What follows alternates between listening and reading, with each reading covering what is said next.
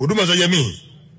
Nianze na sekta ya elimu. Mheshimiwa Naibu Spika, serikali imeendelea kuchukua hatua za mahususi za kuimarisha sekta ya elimu hapa nchini kwa kuhakikisha upatikanaji wa elimu bora yenye tija inayokidhi mahitaji ya soko la ajira inaimarika.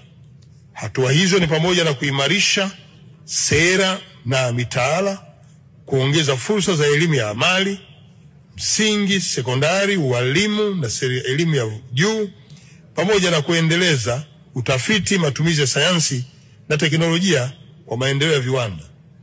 Mheshimiwa Naibu Spika, vile vile serikali imeandaa na kuzindua sera ya elimu na mafunzo mwaka 2014 toleo 2023 pamoja na mitaala ya elimu ngazi ya awali, misingi, sekondari na elimu ya ualimu.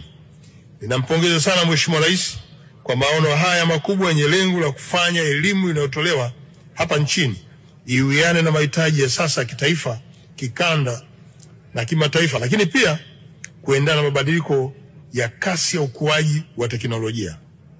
Mheshimiwa Naibu Spika, katika mwaka wa fedha 2025/26 serikali itaendelea kuimarisha ubora wa mafunzo ya amali, kununua vifaa vya kufundishia kwa vyuo vya VETA na vyuo vya maendeleo ya wananchi, kuendelea na ujenzi wa vyuo vya ufundi, kuongeza mikopo ya wanafunzi wa elimu ya kati na elimu ya juu. Aidha, serikali itaendelea kuboresha elimu ya awali, msingi, sekondari na ualimu kwa kuimarisha mafunzo kwa walimu, kuongeza uwiano wa vitabu kwa wanafunzi na kuimarisha elimu maalum, na kuongeza bajeti ya fedha na mikopo na ufadhili wa wanafunzi. Maelezo zaidi ya kuimarisha utoaji wa elimu ya msingi, sekondari, elimu ya kati, elimu ya juu yanapatikana katika aya 154 hadi 159 ya hotuba yangu. Tumedhamiria tunaboresha elimu yetu.